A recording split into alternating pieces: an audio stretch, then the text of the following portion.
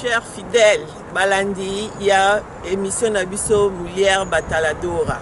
Que Dieu vous bénisse tous. Bienvenue dans l'émission Nabiso Alelo. Lelo, tomemeli bino sujet ya kitoko sur la bénédiction et tolobi lipamboli.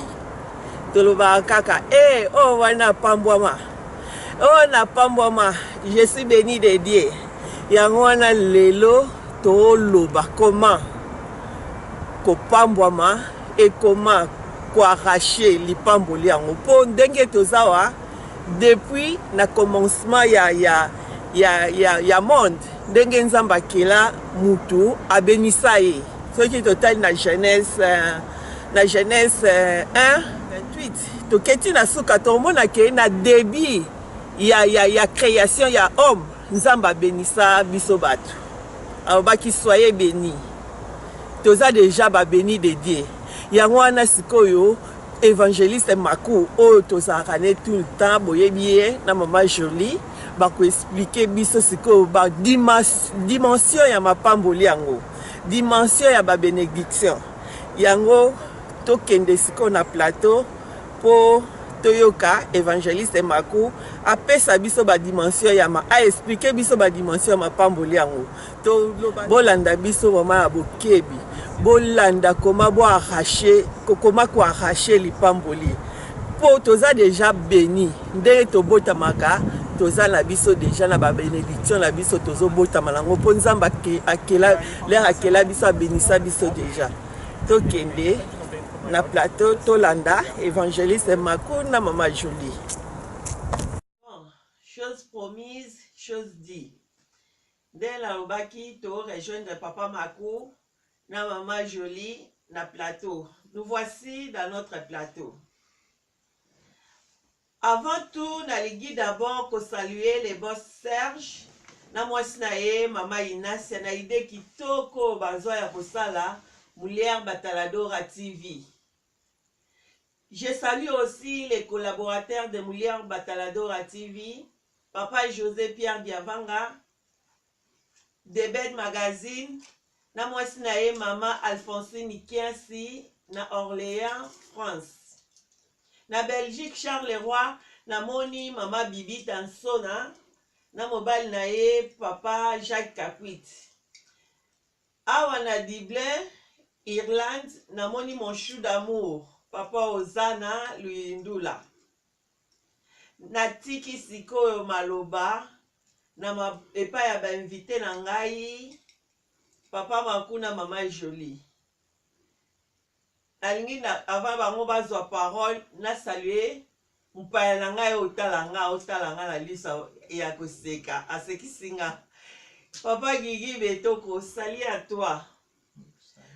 Bolanda sikoyo présentation ya ba invité na ngai ba o ba yebi bango esi ba yebi bango ba o na ba yebi bango te pour la première fois yango na tiki ba se présenter ba yeba pe bango ba sa connaissance na bango après ba expliquer biso thème na biso a lelo yeza sur lipamboli la bénédiction ba expliquer biso en profondeur et ba lobela biso comment ko arracher lipamboli yango. Bolanda bango na bokebi. Ma petite sœur Michou, salut à toi. Na moblongani na yo papa Rodolphe. Salut à toi aussi maman Florence, maman Jeanne et ma petite sœur Claudine. Na mobile na yo papa Rémi. Tolanda roma na bokebi poto pambwama. Papa Makou, à vous la parole. Merci. Napesi mbote na ndeko nyonso wazolanda biso bandeko oyo tulingi mingi vraiment bokosala biso malamu na nzela na maloba na Nzambe. Eza ngai ndeko na bino évangéliste Makou navai na Dublin na mboka ya Irlande. Naza kotravailler na puissance divine epai Nzambe azosala biso bolamu mingi vraiment. Merci. Mama Jolie, nga yebi yo bato ba yebi landa kala ba yebi o ba olanda sika. Merci. Toza vraiment pour na bino yango toye lisusu komonisa mangai mama Jolie naza mwasi ya évangéliste Makunde nga uti koloba toza mpona kosala mosala nzambe elongo na libota ezokotala biso. Merci. Bon, lelo tolobela papa Makunde ndenge babengi batuni oprometaki batu expliquer bango bénédiction eza nini yango nazongisi malobe pa na yo. Ok, merci vraiment. Nazoyeba na cassette musu tote kosala émission presque 4 ou 5 mois passés. La conclusion na tout le blague c'est le pamboli. Yango na batu basengi eza malamu mingi koyeba. Mais na koki mako s'expliquer nga moko te sans aucun na Bible. Na kotanga awa na Genèse. Na kotanga na Genèse awa chapitre 1 na verset nango 28. Mais avant kotanga na nga to bondela otika tangu ona maboko na Nzambe po ete Nzambe asala biso bolamu mingi. Nzambe merci to rendre gloire epa na yo kumbama na yo Nzambe totiki tangu na maboko na yo tika likolo polele Nzambe lipata na kokita faveur na ezala kati na biso na kombo na Yesu. Merci Seigneur Jésus. Amen. Amen. Merci. Alors dans Genèse chapitre 1 verset 28. Bible lobi na biso awa Dieu les a bénis. Et Dieu leur dit. Soki to tenga linga lezo ba Nzambe apamboli bango pe Nzambe alobi. Aqui no Gênesis a Bíblia diz Deus abençoou e Deus falou. Et puis to moni mbala moko ke lipamboli ekoko kozala te soki elobami te na maloba. E nunca há bênção senão a pronunciação da palavra. Nalingi juste ko s'expliquer batu ke lipamboli ezali liloba o moto akokoloba ya malamu pona mutu. A bênção é somente a palavra pronunciada, boa palavra para alguém. Donc, Bible lobi, Nzambe apamboli, pe Nzambe alobi na bango. Oui, Nzambe apamboli, pe Nzambe alobi. Donc, tout le monde que l'ipamboli, il faut souka kana l'ipamboli te, mais c'est un mutu faut à déclarer. Alors, maloba la mupona mutu. A bênção não pode só terminar somente assim, mas alguém, a pessoa tem que declarar palavra perante o homem. Awa Nzambe alobi, soyez féconds, multipliez, remplissez la terre. Aqui o Senhor diz, multiplicai a terra. Assujetti et dominez. E dominai. Donc ça veut dire que Nzambe so continuer ko loba maloba pa ya mutu, abi zwa kibokonzi multiplier sala oyo nyonso eza malamu oyo prospérité pour que les liboso. Domina a terra, faz tudo de bom para que possas progredir. Sikoyo maloba oyo Nzambe azoloba, c'est ça la bénédiction. Esta palavra que o Senhor está a pronunciar é essa que é a bênção. Donc juste eza maloba ya mapamboli. Isso é uma bênção. Siko maloba oyo mapamboli, essa palavra da bênção. Eso senga siko ke mutu yemoko aiba na ko tenir. Isso convém a pessoa receber isso. Makambo nini oyo Nzambe a déclaré pour la vie na ye. O que o Senhor declarou para a sua vida? Po ete Nzambe oyo tosambelaka, Nzambe aza fidèle. Porque Deus é bom e é fiel. Soki Nzambe alobi likambo, soki Nzambe alobi likambo, pe Nzambe akokokisa yango. Se Deus falar, ele concretiza. Alors Nzambe alobi amakambo ya malamu pe ya mapamboli mpona vie ya mutu. Ele aqui declarou boas coisas para a vida do homem. Mais siko likambo ni eza na kati wana. Moto pe aza na ngambu oyo ye po ete maloba oyo ekokisama na bomoi na ye. Aqui também o homem tem a sua parte para que isso possa se concretizar. Omoni ndenge Nzambe asalelaka. É assim que Deus opera. Nzambe aza na ngambu na ye. O Deus tem a sua parte. Pe mutu pe aza na ngambu oyo ya kosala po ete maloba wana esimbama pe ekoma solo. O homem também tem a sua parte para isso possa se concretizar. Nzambe alobi ete soyez féconds, multipliez, remplissez la terre. O Deus disse que multiplicai a terra. Alobi dominez. Siko mutu fa koma na niveau ya koyeba eke maloba oyo to pouvoir oyo epesamele epai na ngai pona yeba na kodomine. O Senhor disse dominai a terra. O homem tem que saber que esse poder é por mim para que possa dominar. Eza bénédiction oyo Nzambe alobi pona vie ya mutu. É uma bênção que o Senhor declarou. Mais mutu fa yeba ko exploiter yango. E o homem tem que saber explodir. Alobi ete okozala na pouvoir likolo ya banyama. Ça c'est la bénédiction. Terás o poder em cima de tudo, essa é a bênção. Donc juste l'expliquer, nous allons que bénédiction ezali maloba oyo ya malamu bazoloba pona tina na bolamu na moto. Amém. A bênção é a palavra dita pelo homem, pelo Deus segundo o homem. Mais esengaka moto azoyoka maloba wana azala na kondima ya kobomba pe koyeba kozela lipamboli wana ekokisama na bomoi na ye. Isso convém que o homem tenha fé para que isso se concretize. Bon, eza pasi omona ntango mosusu ke mutu azotamba azoloba na ye azomona eloko moto eza palpable. Porque a bênção não é uma coisa assim que possamos pegar. Nakopesa exemple moko. Ntango Nzambe alobi na biso na Genèse chapitre 18. Darei um exemplo no Gênesis 18. Na verset 9 à 10. No versículo 9 a 10. Nzambe azoloba na Moïse, azoloba na Abraham. O Deus disse a Abraão: Alobi ete mwasi na yo Sara kaka na mbula oyo na mikolo oyo na mbula ekoya. A tua mulher no próximo ano, neste momento, alobi akozwa mwana pe akosimba mwana. Terá filho. Metango maloba na ezobima mama na nga mado. Mas quando aquela palavra sair a minha mãe, épreuve moko ezalaki wana te. Ok. Oyo koko simba. Não havia prova para que ela possa palpar. Lokola mai eza lesika oyo. Como temos aqui o vídeo. Abraham abakela simbi mai oyo lokola maloba wana. Abraão pegar aquela palavra como bidão de água. Osiko maloba ezaki na pouvoir. Malobani yango eza lipamboli. Aquela palavra é a bênção. Po Abraham avandi tango molai mwana azati. Porque ele ficou muito tempo sem filho. Maloba ya mapamboli eye. E vem a palavra da bênção. Malobani elobi ete na mbula oyo. Soki par exemple ezaki na août, abi na août ya année prochaine, ngai na kopesa mwana epai na mwasi na yo Sara. Quer dizer, a palavra foi reclamada que no próximo ano a sua mulher conceberá. Donc na nishi tikoloba ke lipamboli eza maloba ya malamu oyo mutu akokoloba pona bolamu na mutu. Quer dizer, a bênção é uma palavra subnatural.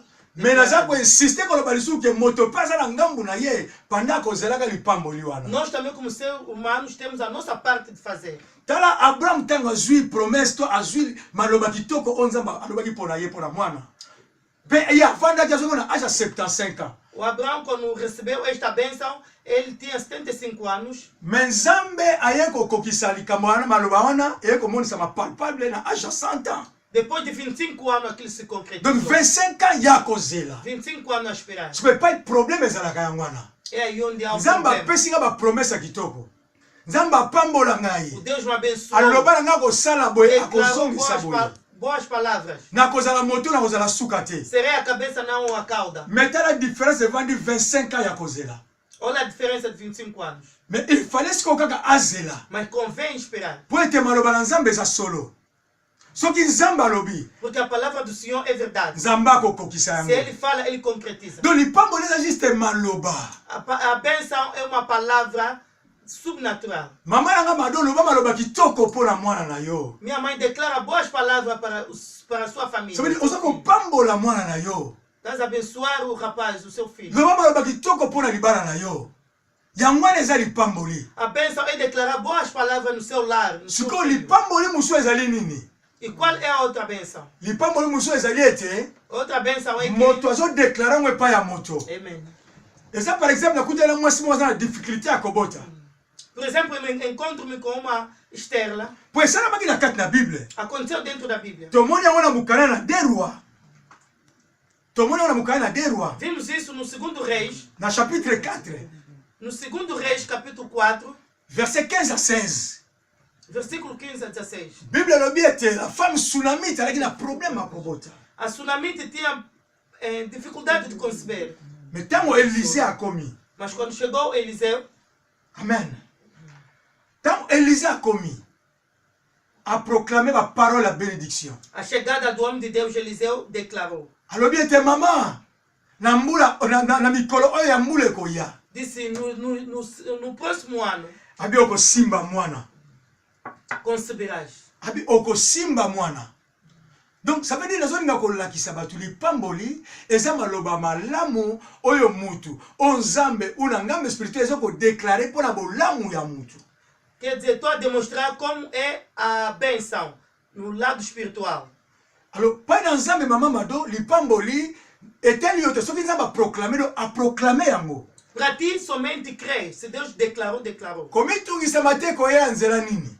Não te perturbas, como virá Nani akoya na yango? e como chegará. Nzambe azala bandenga salelaka. Akoki kozwa lipamboli na ouest pa ezali, aye nango na side pa yozali. O Deus faz da maneira que ele quer. Do sul a leste ou do norte a sul. Ou akoki kozwa yo epa yozali. Ou também tirar-te do lugar que está. Amemi epa lipambo yozali. Mbala moko sepeli po okamwe mbala moko. E te levar onde há benção. Alléluia. Amen. Samba za malamu mama. Ce qui questionne en reste Ezabe. Oui. Ce qui n'a comprendre bien. Ipamboli ezamaloba. Amen. Bénédiction au bénir mutu aza béni pe. Amen. Nde Nzambela a créé qui obéit à Genèse 1 à bénir. Amen. Alors on a créé Adam na Ève à bénir bango. Oui. C'est que ça on a comprendre. L'air to botama to a déjà béni, to a na mapamboli déjà. Bon, tant que tu as maman, ça c'est sûr. Tu as déjà béni. Pourquoi?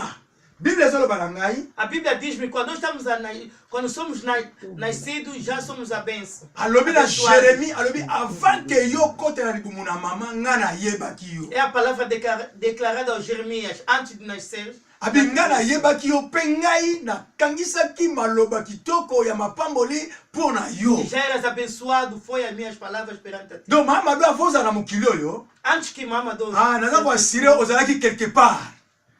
Quelque part wana ozaki na Nzambe. Estavas em algum lugar, mas com Deus. Po Nzamba yeba ki biso tanto bota makiti. Porque Deus não nos conheceu depois de nascer. Nzamba yeba ki biso avant vraiment to yala babumu na mama na biso. Mas se antes de as mães possam nos conceber. Alors kuna mama Nzamba proclamer maloba kitoko. Zala prospère. É aí onde o Senhor declarou Bota ba a nebele. prosperidade. Dominer na mokili. E domina sobre o mundo. Succès ya yo. Amém. Gloire eza ya yo. A glória Oyo é nyonso para ti. malamu eza ya yo. Tudo de bom. Donc moto nyonso na se na moi. Aza promesse ya Nzambe. Todo homem por baixo da terra é a promessa de Deus. Aza na bénédiction ya Nzambe. É a bênção de Deus. Amen. Amen. Siko mutu nyonso na se ana bénédiction ya Nzambe. Amen. Nzambe si ayebaki déjà place tozalaki avant tobima mokili asi abénisa. Bon, comment tomonaka ke mutu moko vini eza souffrance na souffrance. Eloko nini esalaka ke poso oza béni vino opambwama ti. Oza tout ezo marché bien de babi ke celui qui croit verra la gloire de Dieu. Boye akoko na ta place mabele eza te ekobota bambuma kitoko. Mais siko esalaka nini bato misusu baza souffrance na vie. Omona santé eza bien te.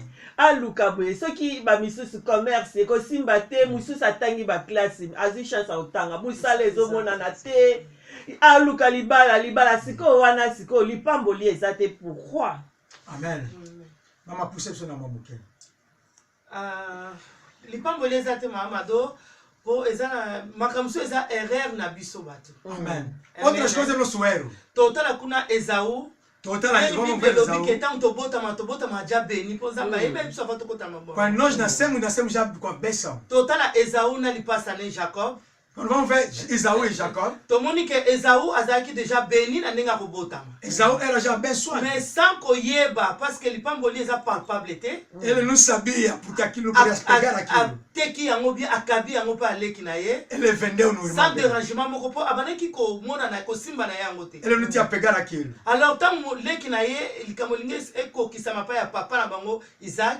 Quando Isaac queria abençoar, et kokisama ki na facilité parce que ye moko kolo lipamboli déjà c'est ateka ki lipamboli sans ayeba. Pai abençoou au contraire porque ele já sabia, já tinha vender. Tant papa simba ki Jacob. Quando o pai pegou Jacob, et c'est que papa a déclaré lipamboli po déjà yaya c'est ateka ki yango pa aleki. Ele já podia se declarar porque o irmão já vendeu. Ya mona raison to mona pe na mokilo to so vivre. Eza na ba passe muso ekangami na moto, déjà na ba parole auto bimisa avant. Muitas das vezes também esse sofrimento é naquele sofrimento que as palavras que nós pronunciamos. Eza na mutu musu dana kokola zo ba ngana obala na ngai te libale lo blange lo rote. Outra pessoa também eza crescer. Parole moko déclarée. Ele está declarando as palavras. palavras. Malédiction. Da negative. Asiko ta mutu zo kola okopalpe yango. Okomona ke baninga bazobala baninga mais yo zobala te parce que eza parole oyo déclaré qui siko ekomi na accomplissement nango. Quando vais crescer vais pegar isso porque falar se negativa essa negativa você vai. Ndenge papa lobi ke Abraham azwa ki promesse na 75 ans mais eke okokisama na 100 ans. C'est complétion et c'est siko na katikati wana bisika problème tozala nango. 25 anos. Na katikati wana oyeba ko saisir oyo yokaki. Durante 25 ans teke pegar. Oyeba ko saisir oyo olobaki. Oloba pona mwana biso ke asilisa classe. Ce que tu as mis, on doit moins la faciliter. Faut tous faire na likambo wana. Amen. Amen. Alors, comment quoi arracher en haut? Bon, sikoyo omoni Mahamado pona ko arracher yango mutoka yela sena moi awawa. Na expliquer bateloko moko. Quero explicar como podemos obter a benção. Lipamboli ya mutu oyo Nzambe a déclaré. Eza lié na obéissance à maloba na Nzambe. A benção é ligada com os princípios da palavra de Deus. Or mutu akoko tembla na maloba na Nzambe te sulu moto abongoli motema te. Mutu soka ibi Nzambe te akoko tembla na maloba na Nzambe te. E o homem sem conhecer o Deus não pode andar segundo os princípios de Deus. Malgré ba déclarer ba promesse pour ye. Embora foi declarada promessas para ele. Mais abotami na famille moko o ezaya papa na mama. Famille wana ekokope kozala famille moko yebaki Nzambe te. E onde nós nascemos, às vezes os parentes não conhecem Deus. Alors ba promesse ya ndeko oyo abotami na famille ya ndenge wana. As promessas do irmão que é nascido dentro daquela família. Ezosenga ke yefa telema ayeba aluka. Isso convém que ele dá passo. Po ete ba promesse na ye ekokisama. Amen. Ele tem que dar passo para que isso se concretiza, como vimos na Ana. Po ete libota na ye eza libota oyo yebi Nzambe te. Or Nzambe Bible bito bota makaba na Nzambe te. Bible tena mukana na Jean 1:12.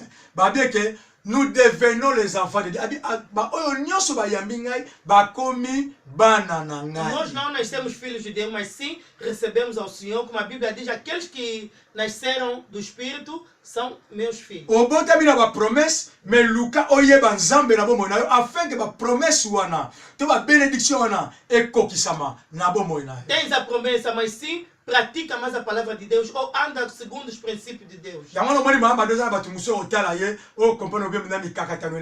Por isso estamos a ver pessoas com muita pobreza, muitos problemas. Anda sempre com a cara por baixo da terra.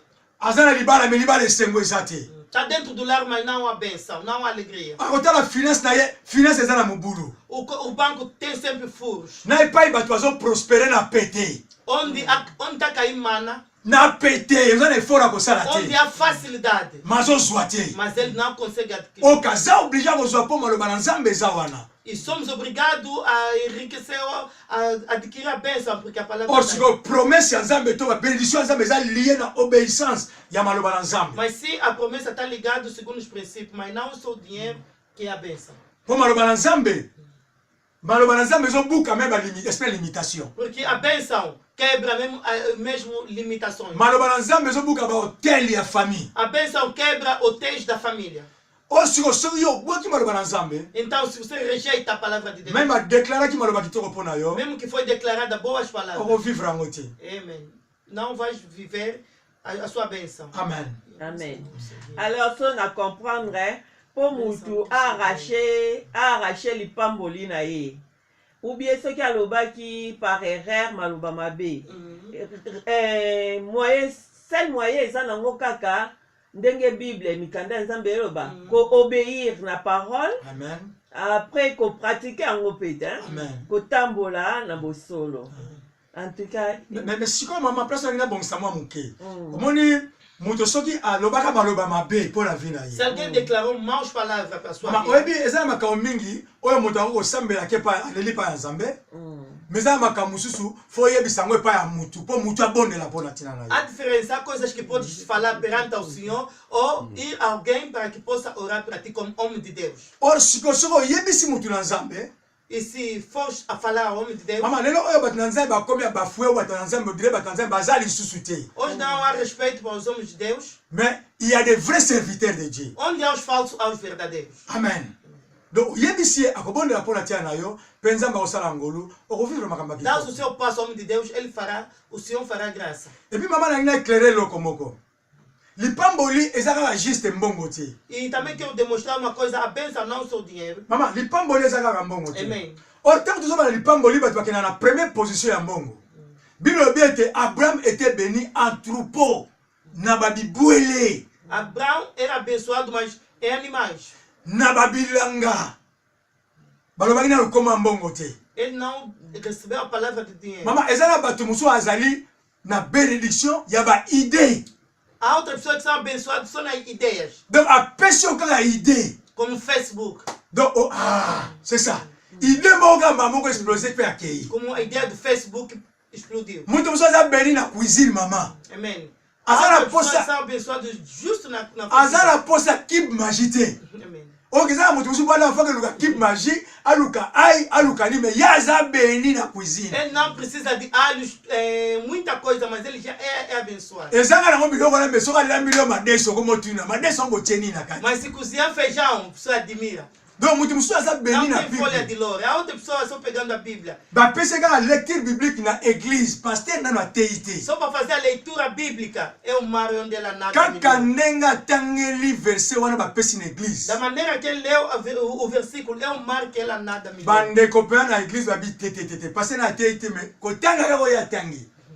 Toza beni. Todos ficam alegres só pela leitura do irmão. Donc bénédiction maman eza vaste. A bênção é vasta. Eza vaste makasi. A bênção é vasta, mas a bênção que nos convém é introduzir o Senhor dentro da palavra, da palavra que é dito. C'est ça. Donc lipambo na malamu ndenge maman lobi eza vraiment oyo eza connecté na Nzambe. Amen. Amen. Amen. Vimos aí no livro de Samuel. Tomona Samuel.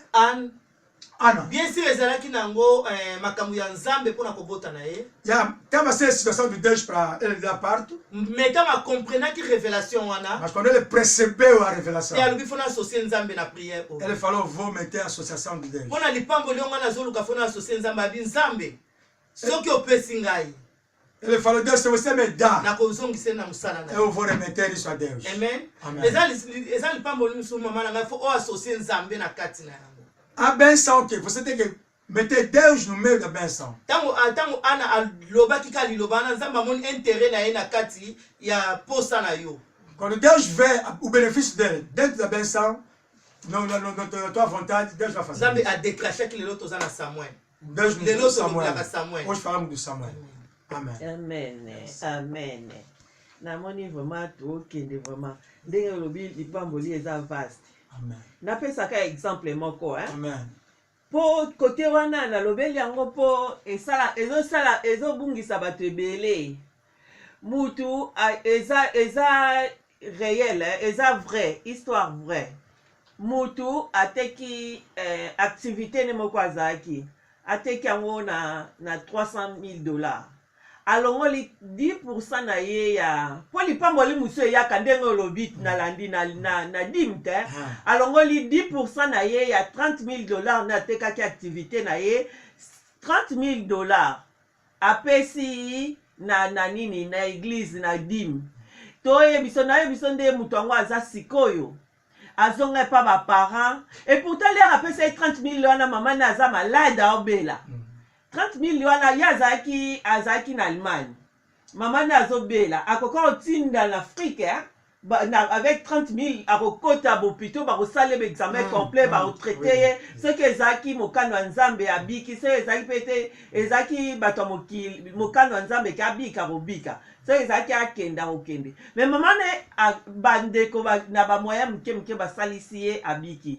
Mais ye sikoyo azonga na epa ya mama wana mama azaki veve malgré apesaka ta atikala ne lokote mwasi ya mundele akima ye akomi sikoyo epa ya mama oyo bato misu basalisaki ye sikoyo ndeni ya bongo sikoyo bénédiction eyaka te na bato misusu okoki ok place wana alingi koexplike boye mamado omoni na bamboka so moto ake na bamboka bakomi na saison balingi babwaka nguba na mabele balona ou balingi babwaka madeso babwaka balona manioko bamama wana batambolaka no tempo de semear lá na terra na banda as pessoas andam bakotambola 3-4 jours nani bamoni mabele akolonela te poderão andar 4-5 dias sem encontrar a terra après mwana bakabwana na bagroupe 5 bake koto 5 bake koto oyo bakutanaka na pokwa então depois haverá uma divisão 5, 10 ntango bakozonga batunani eske bomoni mabele ya malamu e depois de se encontrar babi en tout cas tomoni te não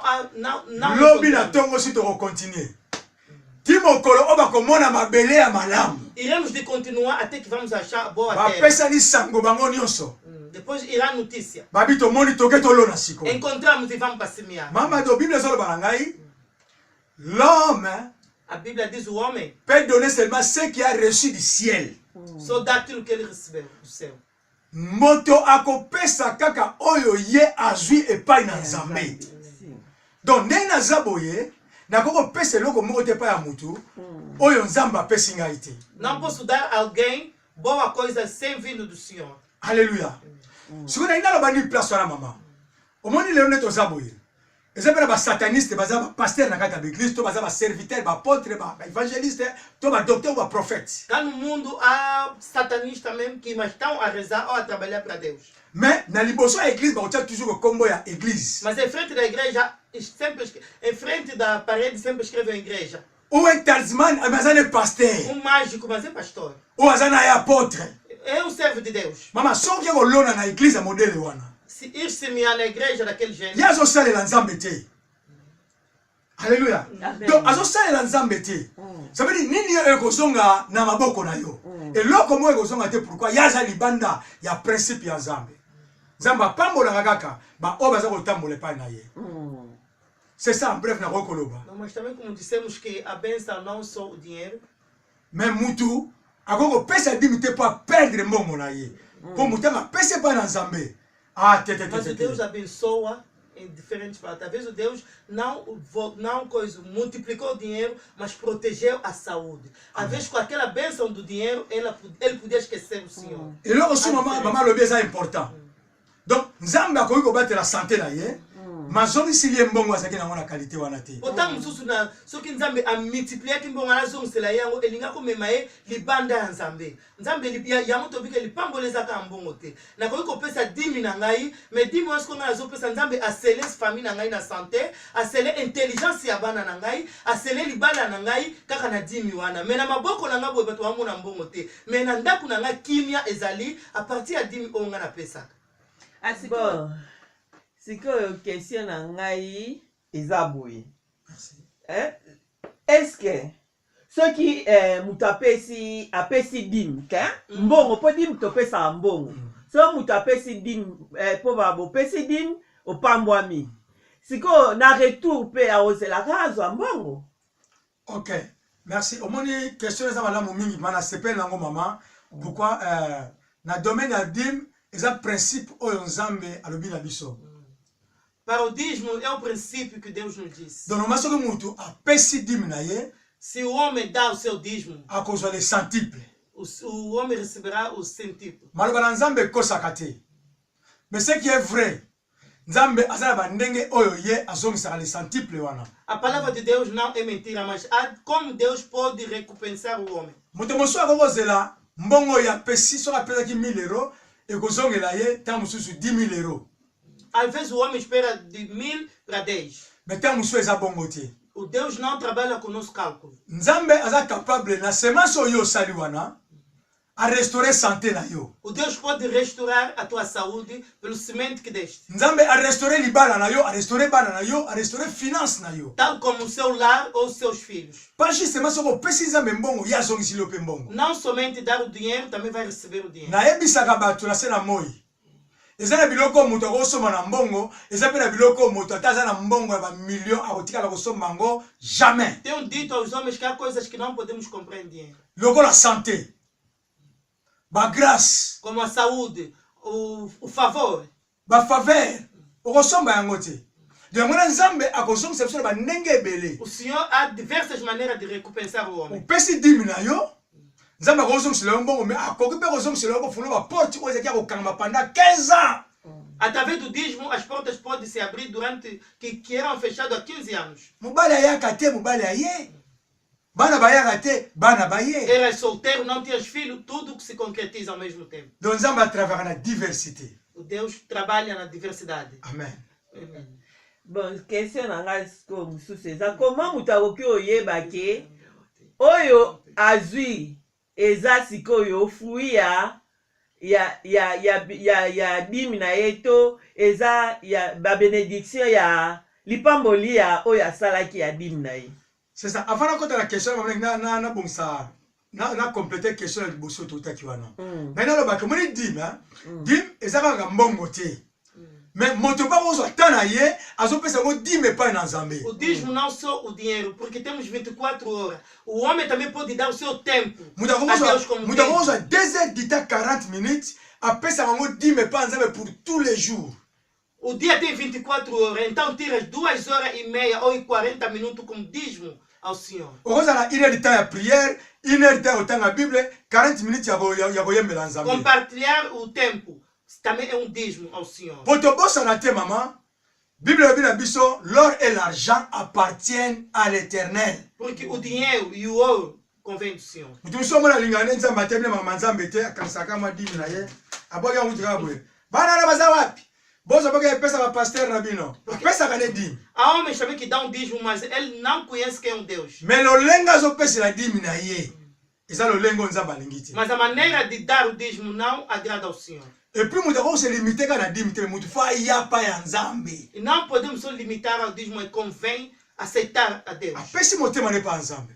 wana kopapwama Wana sikoyo ya kopambwama. E aí será abençoado porque é o princípio. Mama taka nela lobi, atira tela fela babi, Manuel yakawa, mwana tala pasteur na bino mulai wana mbongo ne yango. Pesi na dimi na bino yango. Entrega isso ao vosso pastor como dízimo. Manière, A maneira, o princípio. tout appartient à l'Éternel. Donc yobo mo na yo tozala ngo posa. A tua vida necessitamos, o Deus necessita. Mbongo no pe tozala ngo posa. O teu dinheiro também faz parte ao Senhor. Merci. sikoyo ndeni oyeba sikoyo oyo nazwi eza oma ya lipamboli oyo nakozela. Amen. Eza question mo malamu pe kitoko vraiment. Amen. Amém. Na ina loba boye. Quero dizer assim, é boa pergunta. O moni problème makasi ya lieke tangu ozoluke loko pa Nzambe. Okoti ba docteur, okoti ba médecin, ofuti ba mbongo ndenge na ndenge. Ao procurar algo ao Senhor, vai no doutor, gastas o dinheiro como uma mulher que estava a correr o sangue. Ozomona loko te. Não estás a ver nada. Maman ezotanga makila gaspia mbongo ebele. Azaki pe n'importe qui te. A mulher que tem hemorragia gastou muito dinheiro na Bíblia. Bible sait reconnaître le but qu'il a dépensé tout ce qu'il avait. A Bíblia reconhece que ele gastou tudo que ela tinha. Mais maman Mado, mukolo ya bikaki. Accompagné na révélation bi non. Oyo mezali Nzamba bikisinga. Mas o dia que ela foi sã, ela reconheceu, disse, não, isso é uma revelação que Deus me Omoni deu. lipamboli ya Nzambe tanga yaka na vie ya mutu. Mutu pena lo bakate abi awa penza Nzamba futi ngai. A bênção do Deus, quando vem a vida do homem, o homem reconhece e diz, não, esse mesmo é a bênção. Alors penza awa Nzamba futi ngai. Enquanto que eu estava a esperar o filho, mas isso que eu recebi, não, é a bênção vem do Senhor. Mais que tellement lipamboli ya Nzambe pe umelaka bato mingi bakomaka distrait. Mas como há uma duração da bênção, da pronunciação da palavra e a concretização, há muitos que ficam fatigados. Omona zwi na ye lipamboli yango. Mabosa na ye. Alguém possa receber a bênção, mas consoante a duração do tempo, esquece. Donc mama do o comprendre vraiment le baki awa Nzamba futinga. C'est la révélation ya Nzambe. Yango no moni mutu tango zo bondela yebaka ete luka plus que Nzamba révélaka yo tango nyonso. Por isso o homem ao rezar pensa a revelação vindo do Senhor. Amen. Amen. Sikoyo mutu akoki otambola ndenge nini pendant promesse ya bénédiction na eti na accomplissement nango. OK. Akoki otambola ndenge nini? Merci mingi mama. Lo na ngelo basiko eza boye. Omoni tango Nzambe alobi na Abraham. Alobi ke Abraham ngai na kopesa yo Isaac. Quando Deus declarou a promessa de Isaac para o Abraão, Bible alobi nga Abraham a l'âge de 75 ans. Abraão tinha 75 anos. Mais accomplissement pour Asimba Isaac et ça m'a eu à l'âge de 100 ans. Mas depois de 25 anos, isso se concretizou. 25 ans, Mamado. 25 anos. Donc, Bamboula est belé. Bamboula est belé. Muitos anos da espera. Je ne place pas de problème. É aí onde começa a situação. Et ça, la bateau va sundola quand Zambé n'a pas na période de 25 ans. Période à l'Iloba, n'a pas d'accomplissement. Po umeli azomona ezozwa te. Sikoyo tambola ndenge. Azomona ngote. Quer dizer, o homem fica cansado porque não está a palpar a benção. A como va na souci? Ah, Nzambe na ngai. Est-ce que tu comprends une personne maman so ba mosta mobali? Mwana mosta ko motu na yo. Est-ce que vraiment Nzambe bembe ayebisa ko makamwana pene okokisama?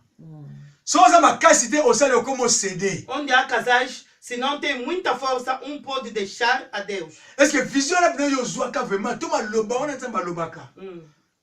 Est-ce que ça pene ya solo? Será que escutaste Deus ou inventaste? Période wana za proma di période ya passé. Seconde période ya majoli. Muta otambola ndenge nini? Dans le sainteté. Muta otambola na ko banga Nzambe. Naquele momento o homem só convém estar firme na palavra de Deus, segundo Abacuque. Donc mutu fa yeba ke Bible lobi na ngani selon la promesse ya bénédiction. Bible lobi était même umeli. La Bible dit mesmo que a promessa tarda. Yo zela yango. Tu continua sempre fixar os seus olhos ao trono da graça. Ko zela yango.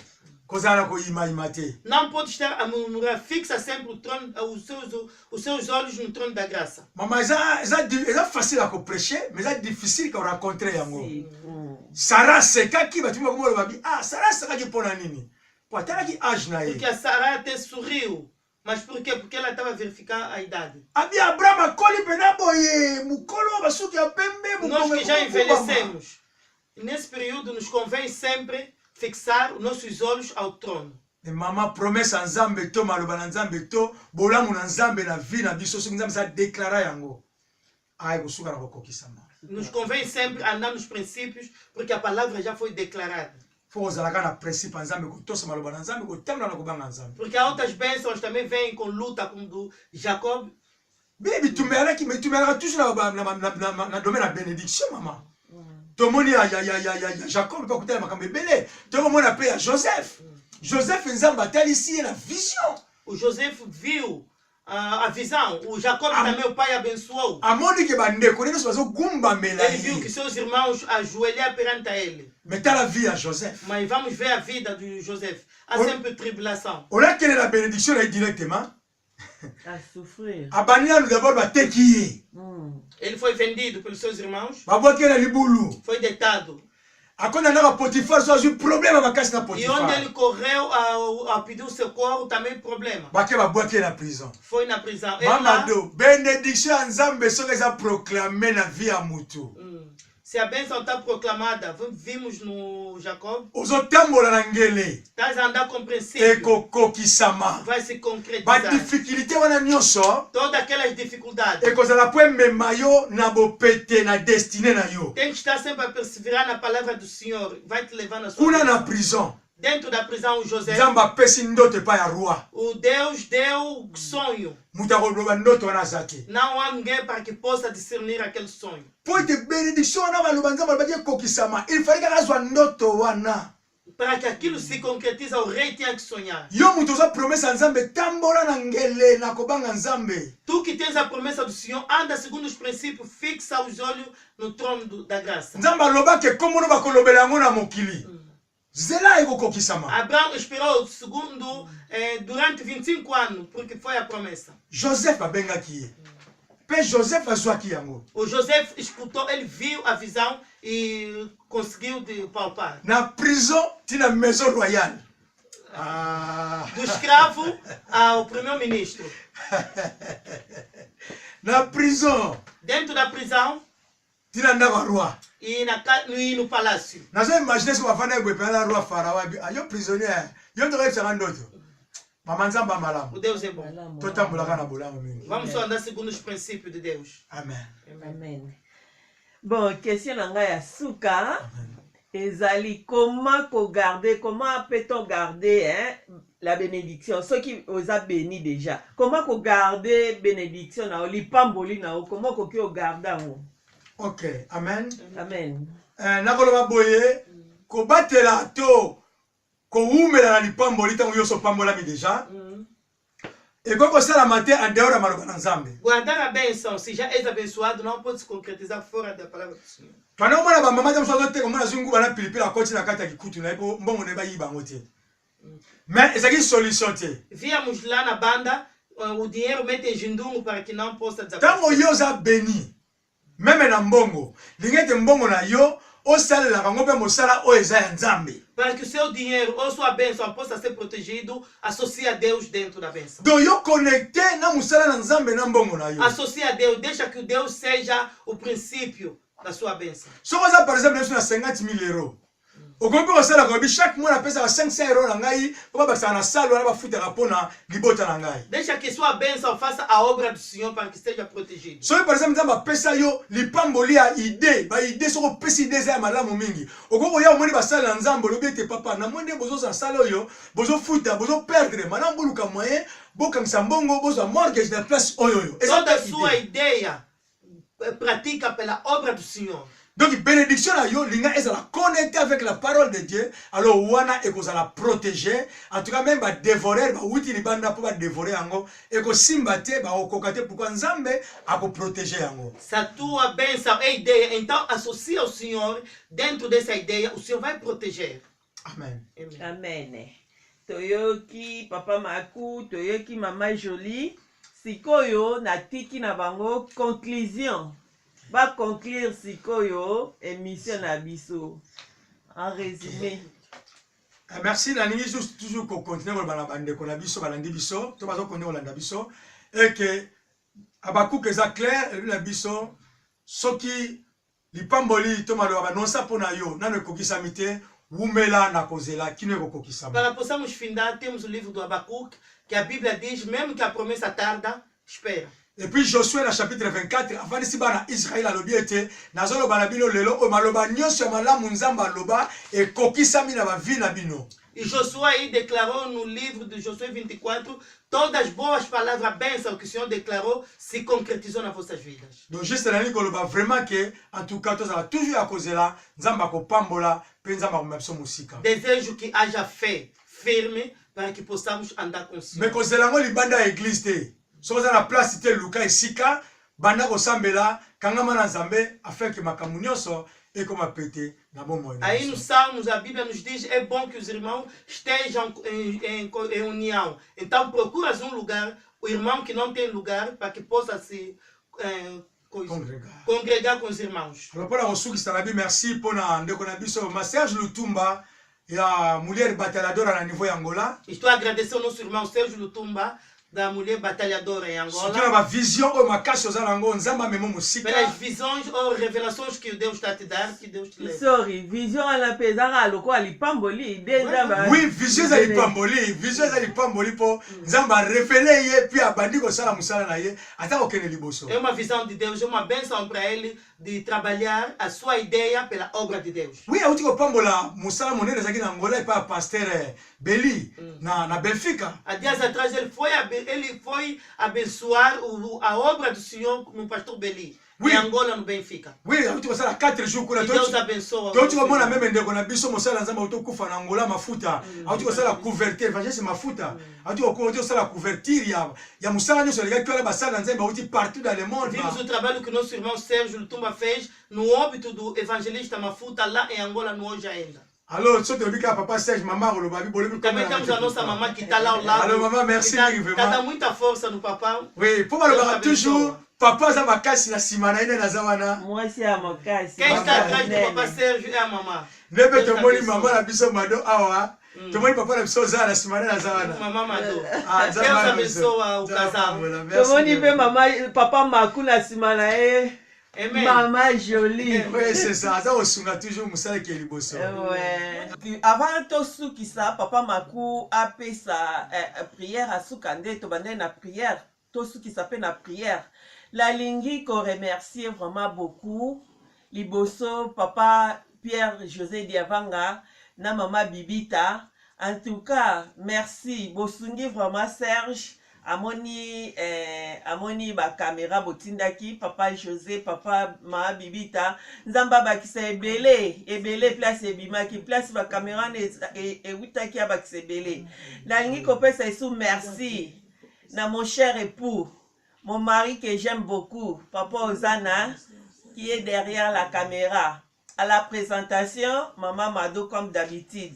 La lingi siko ko bénir pe ba ebanso bino nyonso bolandaka mulier bataladora bozo landa bémission na biso na ba soutien na bino na ba commentaire na bino na ba proposition bo pesa ba conseil en tout cas bino nyonso merci mingi na ngi ko remercier lisusu nde na utai na kin na soutien na bino ba na lemba groupe Kaya Lemba en tout cas merci bon continuer à soutenir mulier bataladora na ngi ko remercier pe ba en tout cas ba yambaki nga bien na kin na ceux qui na remercier binoté za pe malamu te na za pe béni te nde tolobi na ngi na remercier mami Bikulu na ngi na remercier Chantal Tilulu na ngi na remercier Yaberti na ngi na remercier me yaya et me leki bino nyonso tout pour vraiment ba la famille Bikembo papa na nga botiaki voyage na nga à l'aise merci merci lisusu na Yemei Serge Lutumba na mama Inasia. Nzamba continue à bénir. Pona nasukisa nazongisa parole na papa Maku. Boyoki tina suka. Na ngolo bakaka pona ngai pe moi résumé mukie. Na nyonso tunde balobi pauvre lipambolino ekokisama obéissance. De papa Maku alobi, il faut qu'obéir et puis kotambola selon la parole. Pour okokisama pe lipamboli yango ekokisama. Il faut croire pe. O croire nango pe. Soko croire vraiment que parole wana nde ba oloba nde ba pambolinga nde nanu na zuite na o croire que koya e okokisama. Toza kopambwama. Yango siko na zongisi parole et pas papa Maku a après sa prière, après plutôt sa prière à Souka, to clôturer. Merci beaucoup na papa Maku na maman Jolie. En tout cas, tout le temps toza na besoin na bino boyaka. Merci nzamba pambola bino. Merci. Parole na. Oui, c'est ça. Merci mingi vraiment. D'aller juste pour le bakara qui batu faut que ba kozela o nzamba proclama pour na biso. So to zeli to ba kozwa yango. Amen. Amen. Amen, ma jolie. Amen. Amen. Ils ont bon obéissance. Obéissance vaut mieux que le sacrifice. Donc, sacrifice, monsieur, c'est même que l'église, ça, les nions, ça, mais ça n'est qu'obéir dans le banzambe. Or, si obéissance, dans le banzambe, le bien, monsieur, tout tombe la misu, n'angomba et paï, le biko et kouta. D'autant que obéir dans le banzambe, tout tala n'angomba pas, n'zamba pas mbola biso, en tout cas, connexion, on a bénéficié ça direct. Amen. Amen. Merci. Pour ça que Non, merci. Tout bon délit. Nzambe merci ya wana bika mokonzi to komisio to tondi nzambe tika ete kolos masia de konyoso akolanda biso mokonzi tika azwa par na ye tika tango nyos to kotelema nzambe to ba pona biso te to ba na par na yo kumbama pe sanzolama lokumu kembo zonge pa na yo pour nzambe to oui merci Seigneur Jésus et amen. Amen. Bye. Que Dieu vous bénisse tous, hein.